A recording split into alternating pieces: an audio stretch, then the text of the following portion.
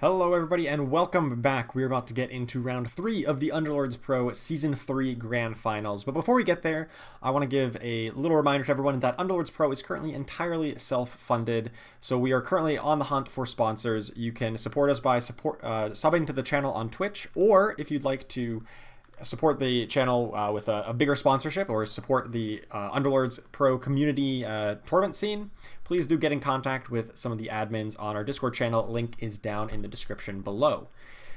So we've got 2 rounds in the book already on of this grand finals, and let's take a real quick look over at the scoreboard to see who our top competitors are so far 2 rounds in. So at the top of the standings, actually tied for first between first and second are G. Ryslin and Nervin, our first and second players from last game. G. Ryslin and Nervin both at 27 points, both having a first place and a second place. Following behind that, we've got MX at 24 points, Smoggy at 22, Ninja at 21, who we've not yet seen, Momo Ring at 20, and Sobaka at 19, and Alexa at 18. So I believe those will be the 8 players that we'll see in our next lobby, which should be coming up here in the next few minutes. What are your thoughts on these players that we've seen so far? We've seen some of them, not all of them, though. Do you think they'll continue to put up these big results? I know we've seen really consistent play from some of these top players. Yeah, the only player I am actually quite surprised not to see in our group so far is Ninja. It looks like he's had a consistent run, but consistent is good, but you have to be consistently first, not consistently third or second. Of course, that will definitely help to keep you in the running, but definitely a first place will help secure those top spots. In fact, as long as G. Ryzen or Nervin don't have a bad game, it looks like they will be able to hold this lead. But again, it's unpredictable. These are probably the best players in Underlord right now, so absolutely everything can change from just a one bad 8th place. Yeah, definitely. We saw that. We don't even see on the screen here. Croak, the winner of our very first lobby that we watched, unfortunately had an 8th place, a rather lackluster finish in that second game, and dropped them out of the top 11 here that we could see. So it's of course, one bad result can really sink you in this tournament that only has 4 rounds. So got to make every round count. And the thing that isn't very highlighted when we say that he went out last place is the lobbies are very close. Like they aren't stomped. Croak didn't get absolutely destroyed. Like that we have to preface that, right? Because all of these lobbies so far that we've seen have been extremely close. Someone has been at the drop about to be eliminated, and in fact, it's very difficult. These lobbies are very difficult in general. So yeah, going out 8th place is not necessarily mean that they were stomped out of it. In fact, they had to fight. A lot of the players in there had to fight to not be last. In fact, I believe Nervin was one of the bottom 3 for quite a while, and had to claw his way back into the game. So, it's all about these lobbies are not by any means despaired. If that makes any sense. Yeah, definitely. It's very close fights. I believe the 8th place player was eliminated on round 32 or 33, and if you had just survived 2 or 3 more rounds, suddenly you find yourself in the top 3. So very close. It's a game of inches here, especially when these lobbies are so incredibly skilled that no opponent is going to be making any really big egregious mistakes. They're all going to be playing very good builds, and you just need to find whatever small little edge you can come up with in order to get those wins. And it's tough. There's no easy wins here in the finals of the Underlords Pro Season 3. These are 32 of the best Underlords players, but now we've narrowed it down to the top 16. And then after this round, we'll narrow it down to just the top 8, and we'll cover the last lobby of the 8 remaining players to see who will be our Grand Finals champion. Yeah, it truly is like a game of inches, right? I completely agree with that, because a lot of these fights, like we're slowly starting to see the rock paper scissors meta develop again, right? Pre Underlords, pre adding the Underlords patch, we did indeed see that rock paper scissors meta where everybody was had a build that would counter something else, and it was really just down to the wire based on who your composition was, or if you could survive long enough, or you could stop the bleeding against your counters. And we're kind of seeing that again, especially in these higher brackets and with these new updates, bringing Hobgen back into the fold, making it easier for him to survive the early game. We are definitely seeing variety, and that variety mattering. For sure. Seems like this our next lobby is almost ready to go. We've got most players readied up, and we do have Nervin, who was our lone and Essex player last round, who did manage to pull out second place there. But everybody else in the lobby is currently playing Hobgen, has readied up with Hobgen. So we'll see if we're going to get another heavy Hobgen matchup. But, if Nervin has shown anything, it's that an Essex can definitely still compete, even if it may not be the most popular choice nowadays. Absolutely. I think at the moment it's just the hype train. I do think it's just the hype train. Yeah. Everyone's like, oh, fire is lethal now. Early game is perfectly fine. But Anisix still has that early game potential, and I think quite a few of these Lord players will be seeing next week switch back to Anisix once they've sort of settled their feet in this Hobgen hype train. And as you say, the lobby will begin soon. And it's gonna be very interesting to see how this lobby goes, because again, all of these names I recognize, all of these names very ferocious, very hungry to get this win. Of course, a lot of these players looking for the first place to crawl back into the scoreboards. Yep, looks like we are underway. So, as I said, we've got 7 players on Hobgen, and just Nervin, the lone representative of an Essex. So, personally, I'm rooting for the underdog, even though Nervin doesn't really feel like an underdog, tied for first place in the tournament so far, but certainly outnumbered by the Hobgen here. So, we'll see how this all boils out. We've got G. Ryslin, Alexa, Momo Ring, Smoggy, Sobaka, Ninja, Nervin, and MX here. So, a very, very powerful lobby. And, I can't wait to see how these strategies all develop. Yeah, I mean, I kind of agree with you here, right? Like, as a massive Hobgen fan, it cannot be more obvious that I'm a massive Hobgen fan. I've analyzed quite a few builds and like interactions with him, but like I do agree with you that I do want to see this Anisix be top position, because being top position doesn't mean that not only are you a good player, but the Underlord you chose didn't affect your play style at all, right? And essentially, it's all about how good you are at said Underlord. It's not about being the best. The Underlord is just broken right now or whatever. It's just about how you play with that. And he clearly, Nervin is clearly showing us that this Anisix is not out of the fight at all. Yeah, certainly. And I know that we would currently just have 2 Underlords in the game, just in Essex and Hobgen, but that will be changing very soon. I know there's plans for at least 2 more Underlords in the very near future. Enno, the small little, I don't even know what he's called, Pygmy, who will be added to the game soon, and then Jewel as well, the big walrus man, should be added to the game in the next few weeks to a month here. I don't have an exact date on that, just the speculation based on the timing. That should be, measured in terms of weeks, not too much longer than that. We'll get even more diversity, and right now with just 2 of them, you definitely do see like a very, if one of them is just slightly better, you're going to see a lot more people gravitating towards that one. But once you get 3 or 4, then they could have some advantages and disadvantages, and you'll start to see a lot more diversity, I'm sure, between all 4 of them. I'm sure all 4 will be represented once they're all out. Yeah, I completely agree with that, because just like the rock, paper, scissors of old, right? The old strategies without the Underlords back in the day, where everybody's build would counter something. I feel like once those Underlords have a rock, paper, scissors existing, then everybody will have something to figure out and something to be concerned about, and that's sort of what we want, right? Everybody has to be on their toes at all times. Obviously, it's not fun for the players, but it'll be definitely fun to watch everybody try and compose their builds with their Underlords. And yeah, you could certainly see like an ability, like something that I had kind of just like brainstormed, some ability for Jewel, who seems to be kind of a big tanky, walrus man. Like an ability that I think might be thematic would be something like healing for both teams is reduced to some extent. Like he could have a passive ability that reduces healing, but then all of the units on Jewel's board get bonus health. And that would make him like kind of a natural counter to an Essex, who relies on healing, but then also much weaker to Hobgen, who deals percentage of your max health damage. So we could easily see a type of counterplay between the different Underlords, so that one might be better against a certain Underlord, but a little bit weaker against the other, and you got to kind of manipulate how that plays into the metagame.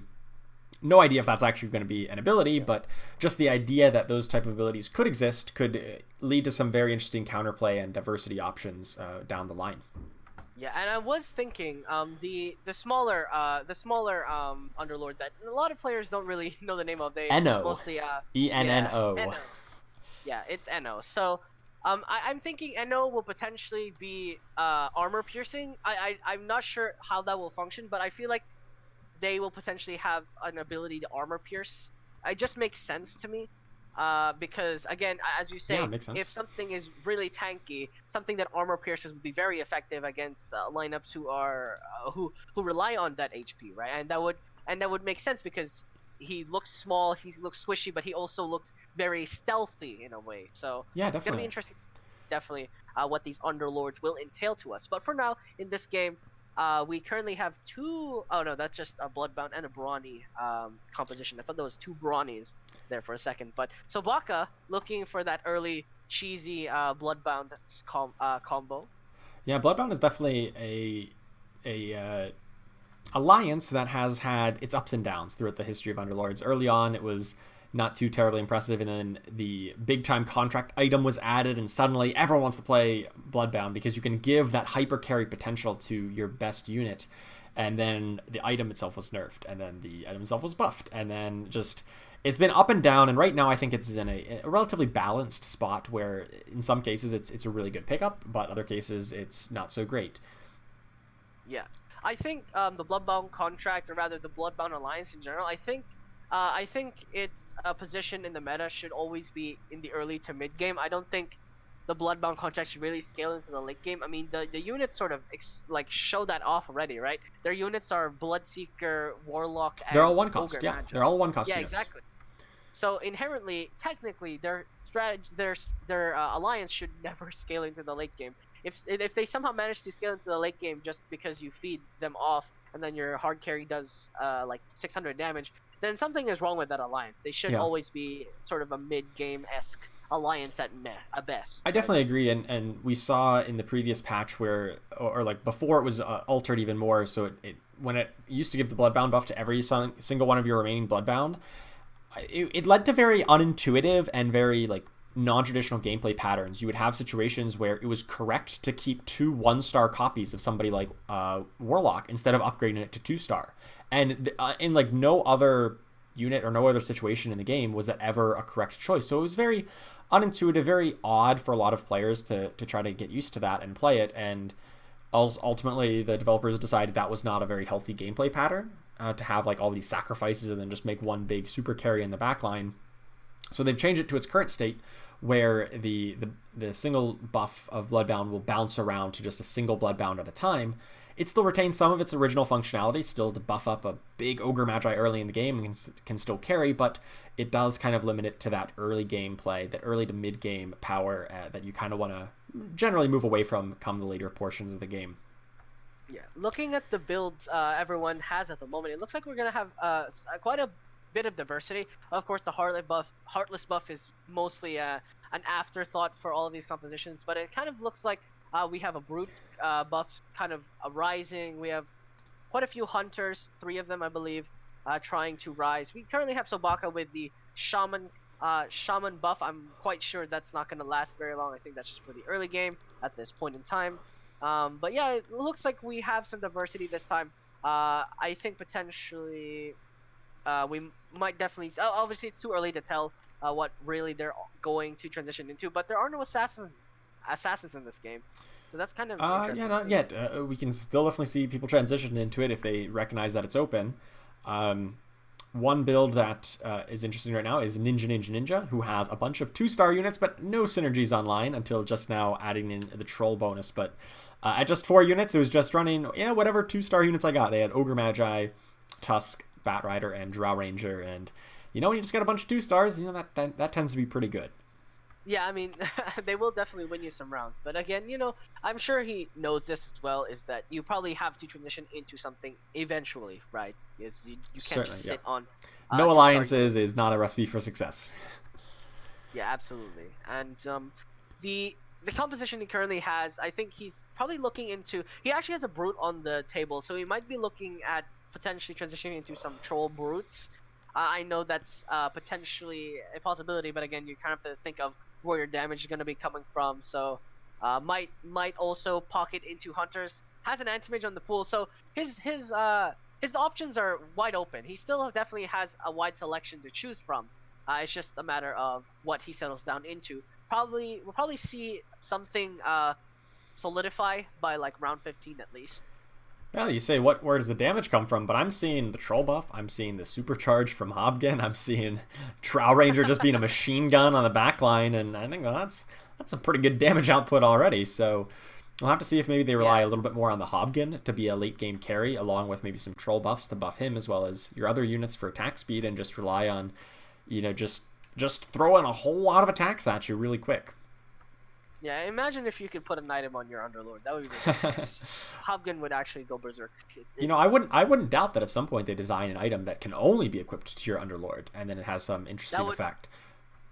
That would be quite the interesting measure, right? Because initially I didn't think you could. I didn't think. I thought you could equip items on your Underlord, but apparently not. So yeah, it'll be interesting to see if that does occur. And it looks like Ninja will be fighting Momoring here with a brute buff. Unfortunately, this is a better example of where's the damage coming from. Obviously, it's coming from the Bat Rider, but it's not enough in this situation.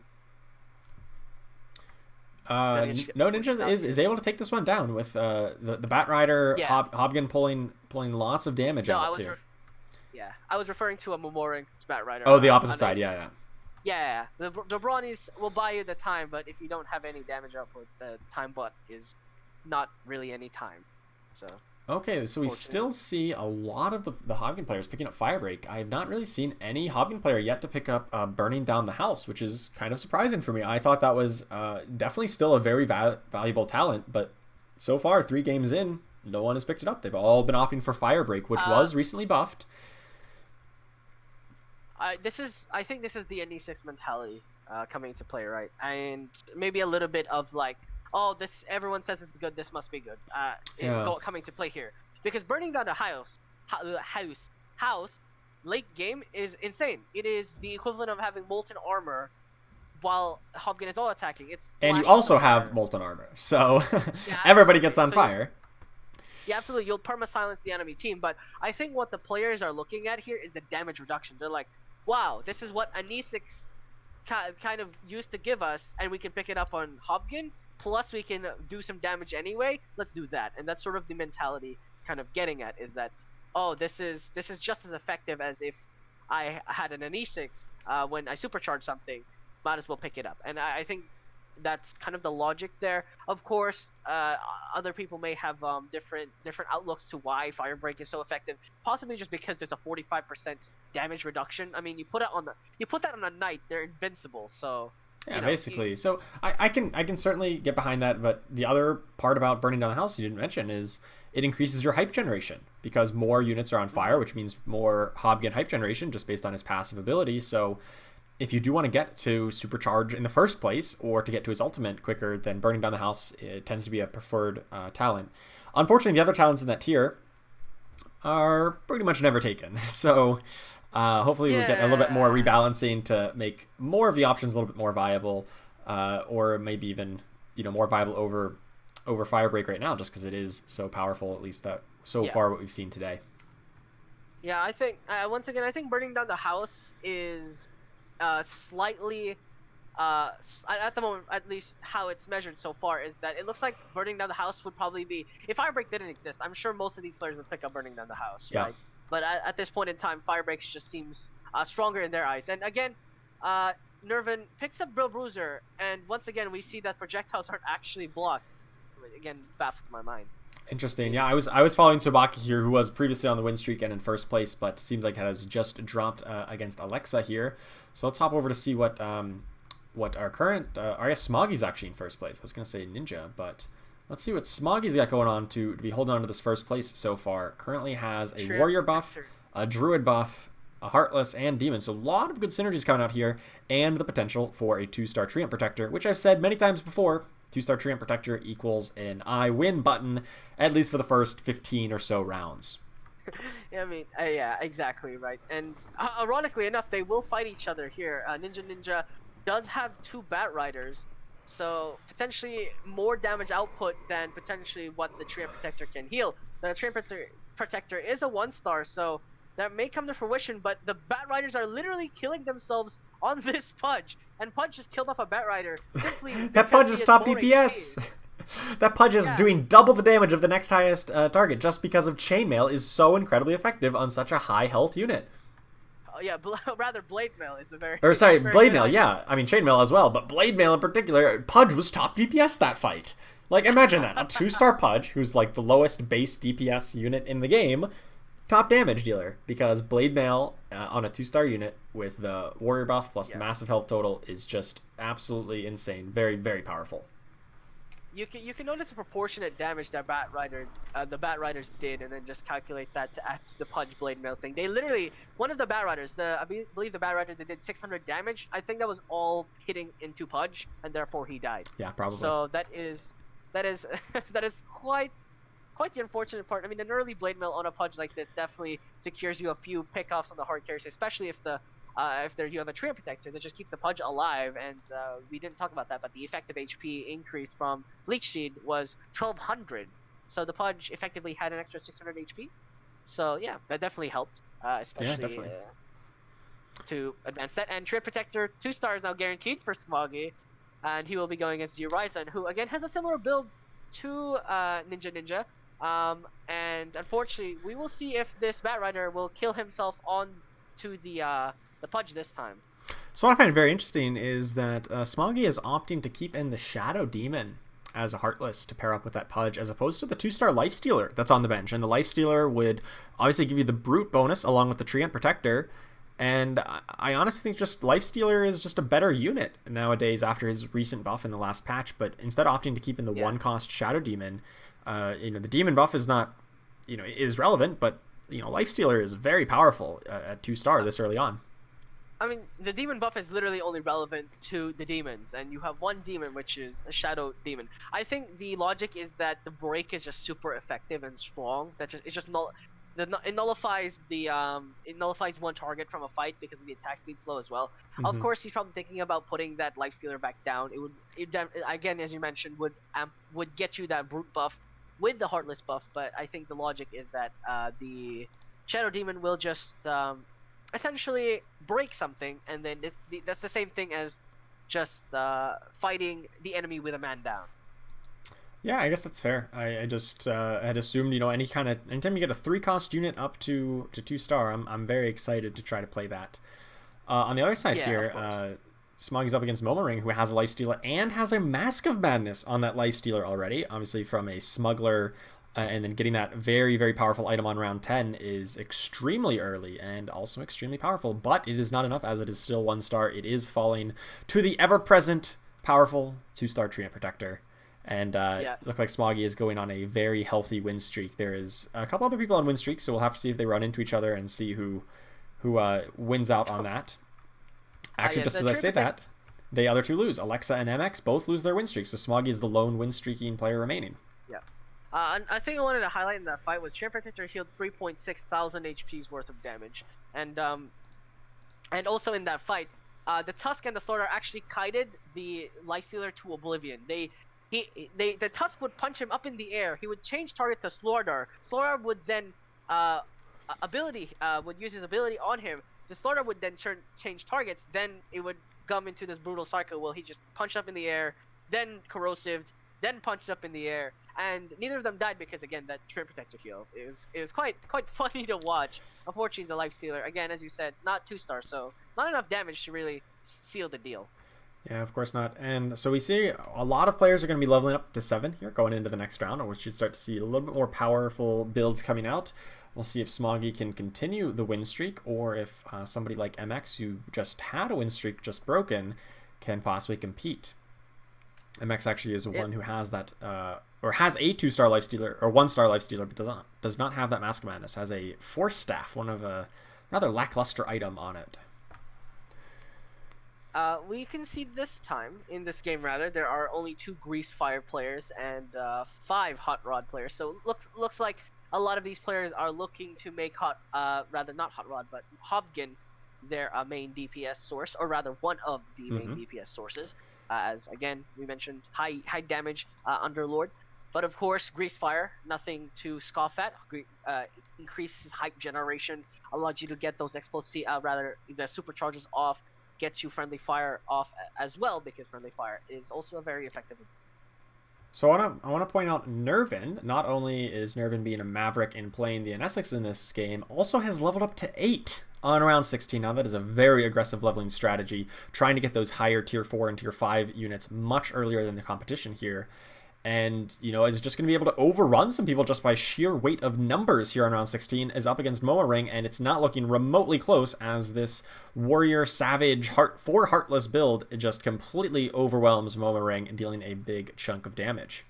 Yeah, not only the Heartless buff, the Acid Spray, they're actually taking technically the third tier of Heartless as armor reduction because Alchemist is on the board, allowing that Acid Spray to just tick away at their armor, as well as the damage output from our good old friend here, Venomancer, doing the work. In fact, if you look at the damage dealt, it looks like Venomancer is the Venomancer was top. Yeah, I honestly kind of thought Alchemist might have been with all that armor shred, but no, Venomancer just sitting away in the back line, stacking up that Savage bonus and just hitting very hard with the auto attacks because the opponents have minus 15 armor for most of the fight.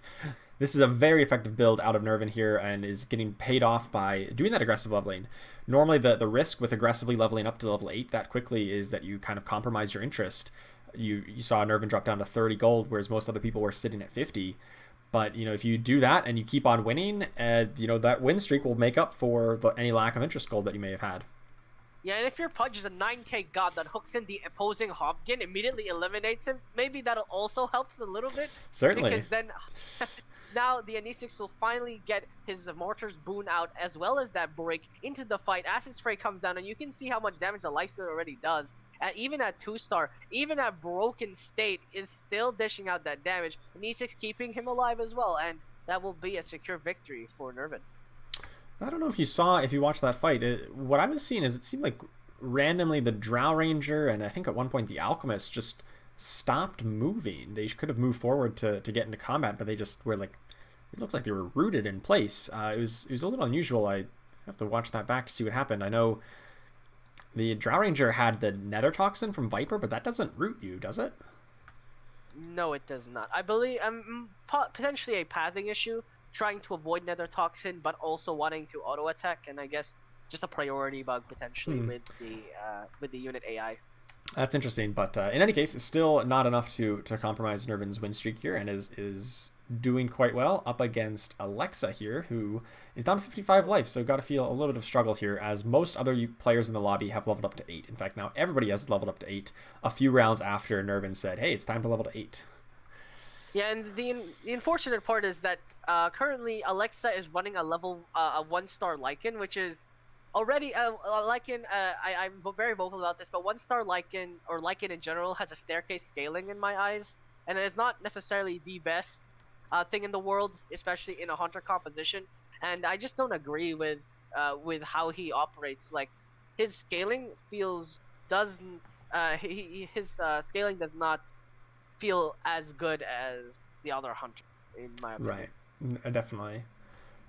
Let's take a look at Smoggy, who's on a big win streak here, is about to complete a win streak if Smoggy can win this next round here. Has got a Warrior, Brute, Heartless, Savage, Druid, just like a really good build here. Is kind of lacking some stars, still running a 1-star Slarder, 1-star Tusk, 1-star on Treant as well, so we'll have to see if they're able to complete this win streak by just sheer weight of numbers and alliances. Okay, Nether Toxin does apply break. That has been confirmed. So break, but it does not root, right? Oh, it also let me double check. It does root. It does root as well. Really? So that is why the Drow Ranger did not notice that. I did not read that change before. That's interesting. When did that change happen? I don't know. I didn't notice that either. Must have been a sneaky ghost change, or just something overlooked, I guess. But at this point in time, it looks like there will be a push forward here, and that will be a secure victory. Or is it? There will be a secure victory for Smoggy. That looked quite interesting. I'm looking this up now on Viper because I just don't believe it. Rooting them and applying break. That has definitely not been the case. I do not know how long that has been in there, but I do not remember that. Yeah, wow. I looked that up. I was like, oh, really? It does do that. So Smoggy has completed the win streak here, going up against Alexa, and gets a big chunk of gold, still at 94 life. That is an extremely good position for Smoggy to be in here, and still has a lot of room to upgrade this composition. So you got to imagine if they find, you know, a couple of these 1-star units up to 2-star, which they have pairs of all of them, then this is going to get out of hand really quick and is probably going to keep a win streak going even further. Mooring, in the meantime, I really approve this build. He went Brutes, and he has 2 Mask of Madnesses. One on the Lifestealer, of course, one of the better units with that item, and a Drow Ranger, which means that any opposing enemy he's facing will not have any damage output. In fact, you kind of notice how much damage reduction he's doing on these neutrals. Yes, these are neutrals, but this is a good example of how much disaster Brutes can do to the enemy. Neither of those neutrals, both those neutrals were dealing 60 damage a hit. So yeah, very little. Imagine how there are 4 Brutes here. So imagine how many units will be affected by that. That is 4 units that will no longer be very effective. Well, normally will have a reduced effectiveness rather. Yeah, so we see G Ryzen picks up a Refresher Orb. Doesn't have a great unit to put it on right now. Puts it on a Tiny to get a second toss off real quick. Not necessarily the best use, but it's an acceptable use, I guess, at this point in the game until you find a higher impact ultimate. Of course, I mean, at least it's probably one of the better items to pick up. Again, as you mentioned, it's probably not any useful unit on it right now. You could argue like a secondary hook, but you don't really need that at this point, and the Blade Mail is just more effective. So yeah, the 2 tosses is pretty solid. Probably looking to get better hunters at this point, because he only has a 2-star sniper, so 100% definitely looking for better hunters to finish this composition up. And he ironically will go against Momoring here, who, as we mentioned, does have that damage reduction build. We will see if that will come to light. And actually, you can clearly see it working, because Tiny is doing 50 damage a hit. That is not enough. Oh my lord! Absolutely not. Yeah, Momoring is doing extremely good work here. Has started a win streak, but I got to think this one is going to keep on continuing based on the sheer power that we see. Let's hop over to that side of the board and see what they've got going on. They've got double Mask of Madness, one on the Lifestealer, one on the Drow Ranger. So you got to imagine they're going to stick with both of them forever. And a Battle Fury on Treant Protector, who's probably, not a very good target for it, but I guess you got to put it on somebody. So Treant Protector has the highest chance to survive longer into the fight, so I guess that works.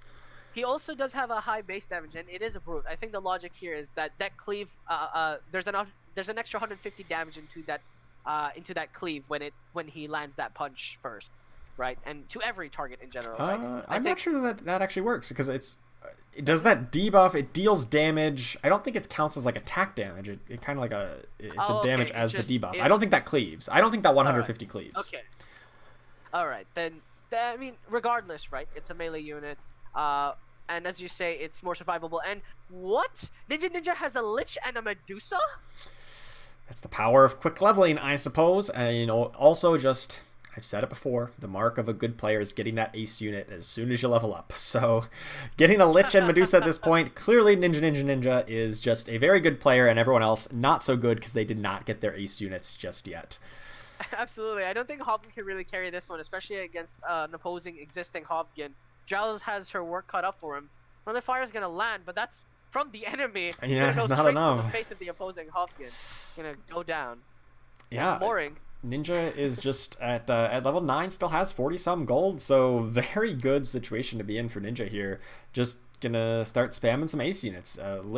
Medusa even has a Daedalus, of all things, so yeah, a Medusa with a Daedalus on round 23...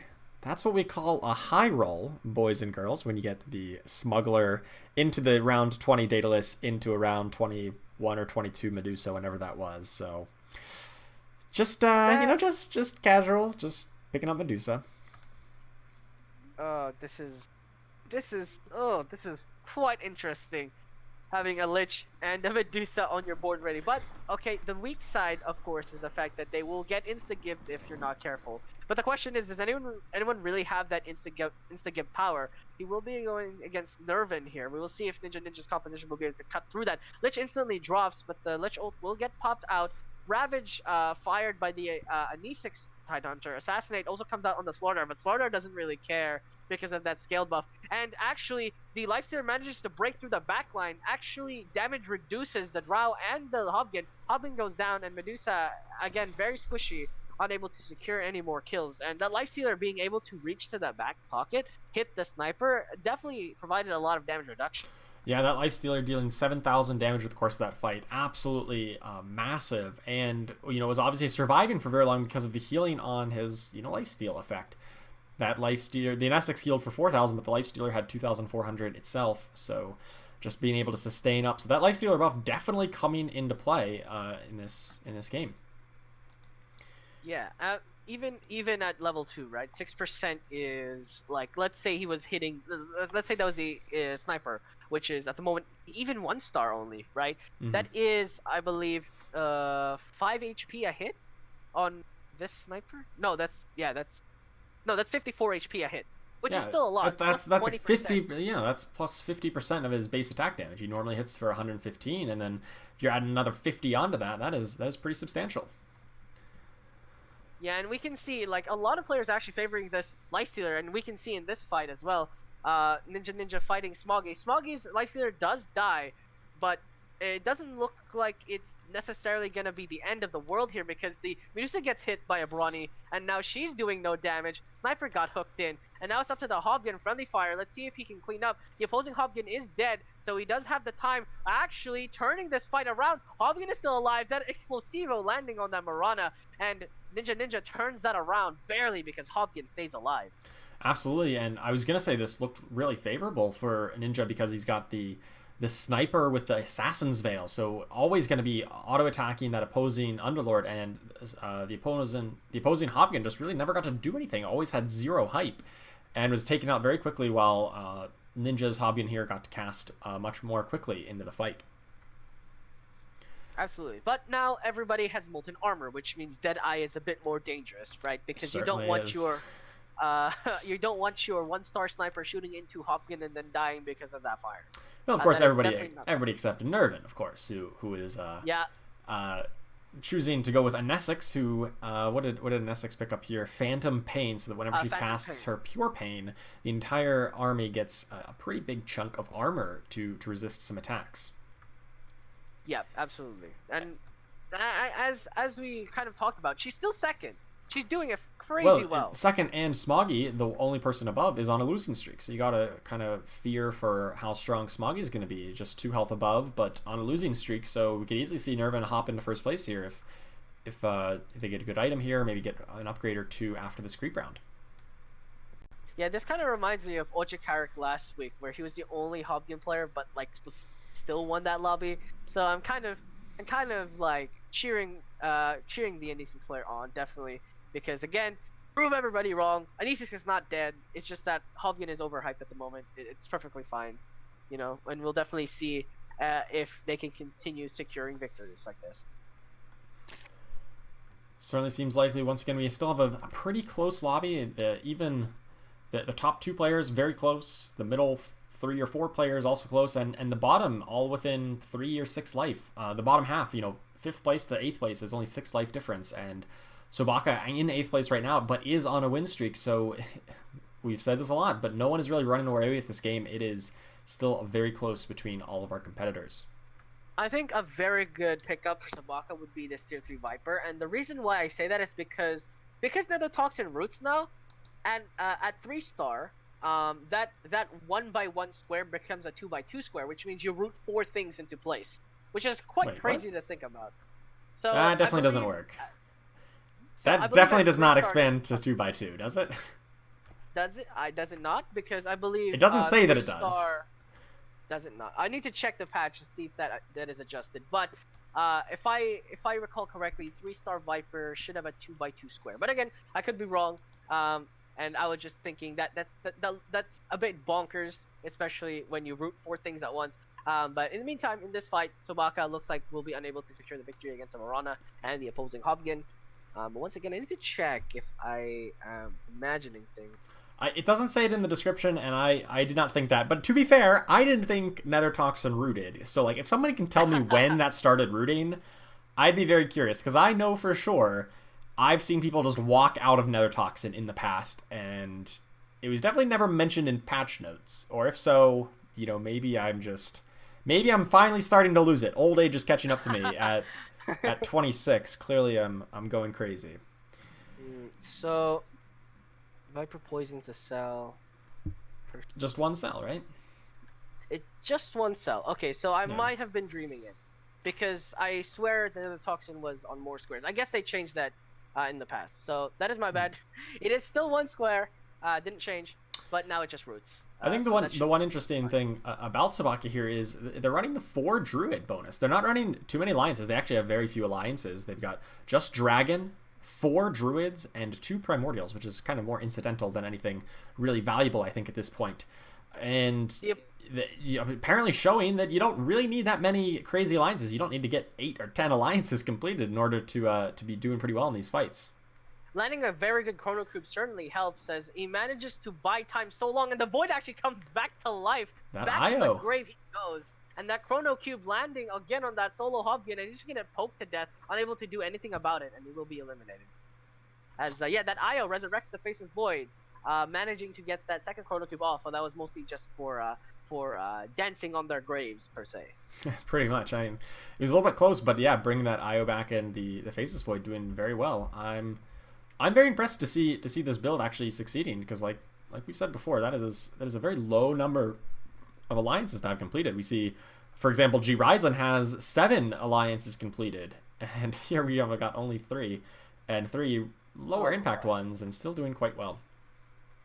Yeah, I mean, the Viper and the Dragonite, obviously. I mean, Dragonite, I think, yeah, dished out the most damage there, followed up by the 3-star Nature's Prophet.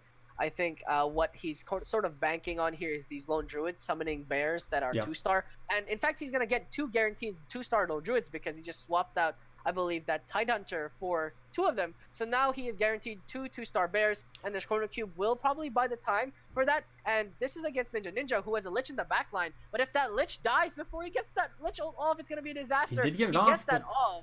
It's scary. This is an elimination match for Ninja. If he takes a big hit here, he is out of here. It will be, and it looks like that Chrono Cube was enough, because that Lich ult wasn't doing enough damage. The Lich ult's bouncing forth, but the bears are alive. This is Ninja's out at 8th. Wow. Yeah, we were talking about how Ninja was a good player for finding those aces so early, but it was not nearly enough. It's still just hemorrhaging life, and those 1-star Lich and 1-star Medusa, even if they got him pretty early, was just not enough to stabilize. It takes a big hit here from Sabaka and all the extra lone druids, and they are out first, or out in 8th place in this match. I think the moral of the story here is that corners get countered by Chrono Cube. So certainly does. Because that Chrono Cube just shut down Medusa, Lich. The aces were out of the fight for the solid 3 seconds, rather 4 seconds actually, and that is definitely not good, because all the front line died, and it was just the DPS that was remaining for Ninja, and unfortunately for Ninja, DPS by themselves do not. If they don't have enough time, will definitely not output that damage. And Sabaka actually going to be going against NRVN here. We will see if that Chrono Cube will also do the same thing for Sabaka here. Chrono Cube lands, and again, so many units trapped in that Chrono Cube, but the Ravage actually does the same thing, buys enough time for the team of NRVN to try and turn back this fight, but it's only an E6 with a Shadow Demon and a Slardar left. What can you really do more here? Lifestealer's trying his best, but he got rooted by the Nether Toxin and broken, so he wasn't healing at all. The Breathe Fire going to eliminate the last of the other heroes in this fight, and an E6 is left to stand against this army, and Nervin takes 17 damage, and this Druid build is actually working super nicely. Yeah, that is very surprising. I'll say this is one that I would look at on paper and say, nah, this doesn't look all that great. You know, the alliances are kind of not really being completed, and it's a little bit inefficient, but it's working for sure. Despite that big hit to Nervin, though, Nervin, the lone Nesix representative in this game, is still at the top of the tables, and by a quite healthy margin, 20 HP above Alexa in 2nd place, despite taking a big hit there on that last fight. So gotta feel like Nervin, who's up to level 10, still has 50 gold, has got to be feeling okay despite that loss. Absolutely, and being 20 HP up means that you have more opportunities to recuperate and be calm, right? Meanwhile, Alexa, you can see, is completely at 0 gold, and I don't think they feel like they can save up either, right? Like, if you're that low on HP and you've already committed, you feel obliged to keep re-rolling and to keep looking for something. but eventually you will run out of things to look for, and then what then? You're just out of money and out of outs, and that is kind of the situation you really don't want to be in. Yeah, definitely got to feel like Nervin is in a great spot just because already leveled 10, still has all that gold, whereas nobody else in the game is level 10 or even close to level 10 really, and doesn't have the gold. So even if your composition is a little bit weak right now, or there's plenty of time left to find those upgrade and to improve the composition. So I feel like just based on the, if you can just look at the scoreboard, don't even look at the compositions, you got to feel like Nervin is in the driver's seat to win this game. Exactly. And in the meantime, I wanted to highlight, Sobaka actually swapped out the Faceless Void for the Tidehunter. That might come to bite him in the butt.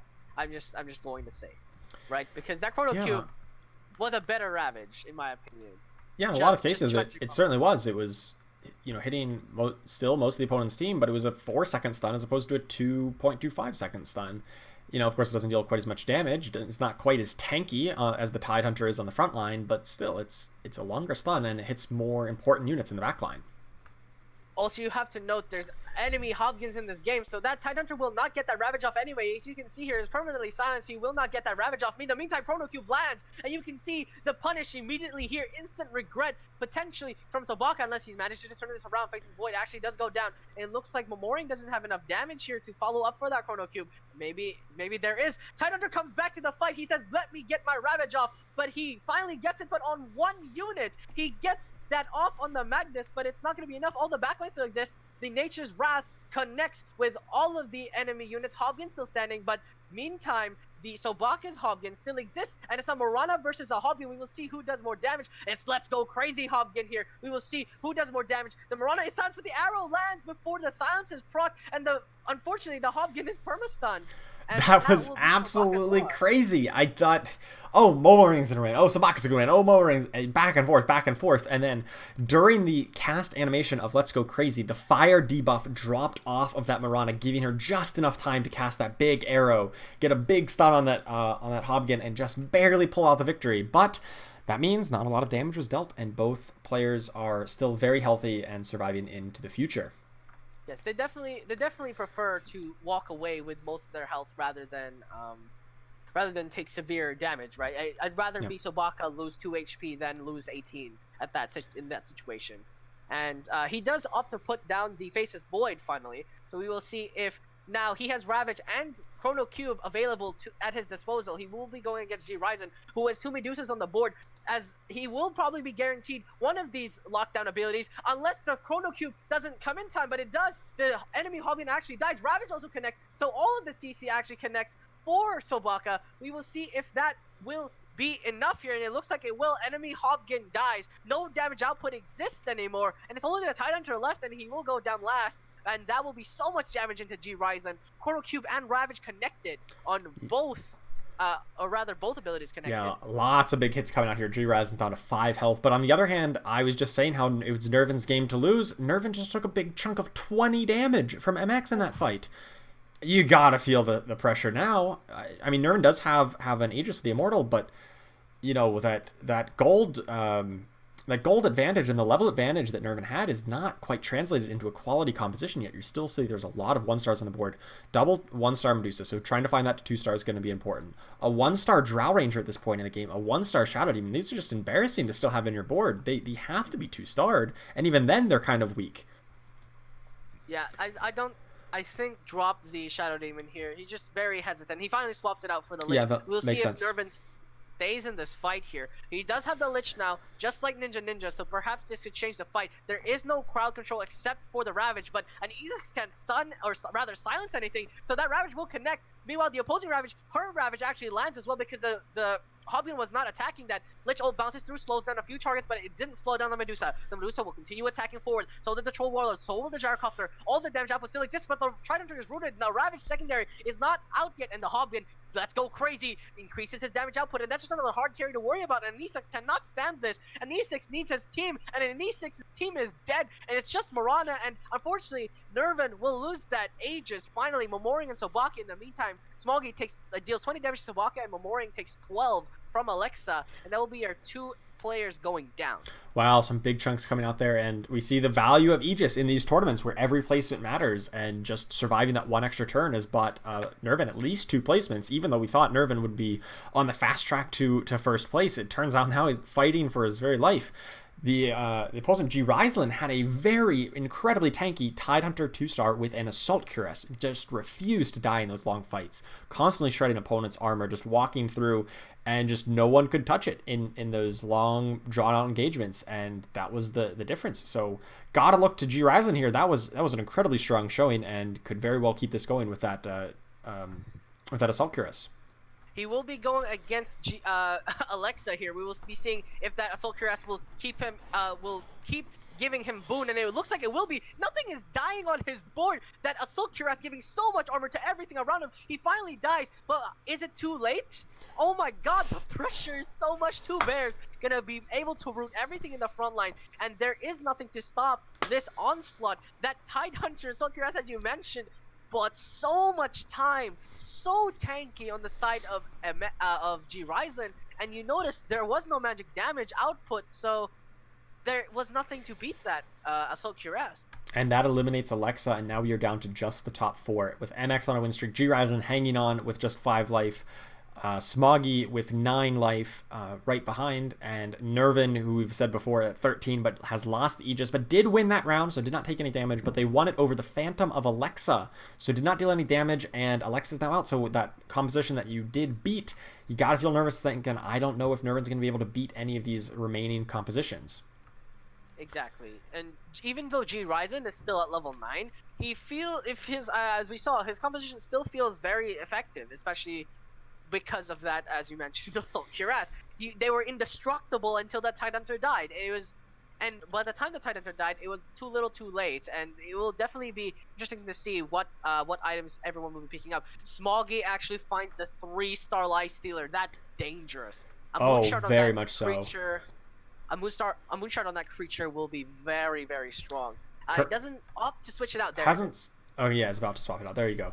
Not the greatest items option here for Smoggy. Friends and family discount, not very useful at this point in the game. Black King Bar, also not that great. I guess it could go decently on a Tidehunter to ensure that the ult gets off, or the relatively lackluster Dagon there. But what other items were picked up across the board? Nothing. No tier 5 items that I think I've seen come out other than that Assault Cuirass, which was already there. There was a couple of moon shards picked up. Troll Warlord has a moon shard now. Faces Void actually got a BKB. MX is the one currently on a win streak and has that BKB on the Faceless Void, but also has a Moonshard on a 3-star Sniper with the 6 Hunter bonus. Does not have the Deadeye bonus, but still a 3-star Moonsharded Sniper with 6 Hunters is going to just devastate the enemy. We will see if his composition will be able to fight this through. The BKB Faceless Void means he guarantees a Chrono Cube, and look at that! All units 4G. Every single one! All of the aces are already popped and dropped to the floor. Meanwhile, the Terrorblade and the Sniper in the backline just obliterating everything. G. Ryslin stood no chance. That BKB Faceless Void just annihilated him. He literally had no opportunity to find any kills. Oh my god. Nerf Faceless Void. Come on. That was absolute absurdity. It hit every single opponent for the entire fight, and by the time they got out, they were all dead because Sniper obviously wasn't caught in it and was just going absolutely crazy. That was just the picture perfect Chrono Cube, and if you're now down in this 1v1, you gotta be thinking, I can't be stacked up. You gotta send somebody off to the other corner to bait out that Chrono Cube and hopefully not hit your entire team. But maybe it doesn't even matter because Medusa is now 2-star with a Skull Basher, and a 2-star Medusa is gonna do so much work as well. In fact, Smoggy's positioning was actually just that. He spread out his units against Nervin, and Nervin was overwhelmed. She took 25 damage and is eliminated, unfortunately, but we will see whether the Chrono Cube will be effective enough against this 3-star Lifestealer. These compositions are very strong, and we will see it is down to the wire whether these Hunters will be able to sustain against this fight. The Faces Void finally jumps in. The Chrono Cube is gonna land soon, but actually he's not getting enough mana because nothing is attacking it. The Eye is finally coming into it, but the Chrono Cube, where is it? He finally pops the Chrono Cube. It might land. It lands on all of the units in the front line. MX has no answer to this at this point in time. The Dragon Knight finally comes back. The IO recalls the punch, but that's not what you want. And these Hunters push forward, and MX will deal so much damage to Smoggy. Smoggy is Smoggy. eliminated, and MX takes down the win with that amazing Chrono Cube plays, as well as the 2-star Medusa, and 3-star Sniper, don't forget, just dealing so incredible amount of damage. If you couldn't focus fire down, couldn't get to those high damage dealers, Smoggy just stood no chance in that long, drawn-out fight. What a finish, huh? And I think the takeaway to that is Chrono Cube is very strong. I think Yes. even outside of Assassins, Chrono Cube is one of the. It is by definition a better Ravage. So yeah, just keep that in note, everybody. Especially against Hobgen players, right? Because Hobgen will not inherently focus down the Faceless Void. So the Faceless Void will get that Chronosphere off. And you see a lot of cheeky plays, putting the Hobgen in front of the Tidehunter will get silenced instantly. But that won't matter if your crowd control is in behind you, and then Chrono Cubes your entire team. So that is definitely something to watch out for. A very impressive showing by MX. Had a 7-round win streak at the end, and had an Aegis of the Immortal, just in case anything got wrong. Very impressive win there. That should put MX much closer to the top of the standings. We still have 1 round left of the Underlords Pro Season 3 Grand Finals. We will be back in just a few minutes with the final round, the top 8 players, to determine who actually goes home with the title, the prize, the first place finish in this tournament. Don't go anywhere. We'll be back in just a few moments.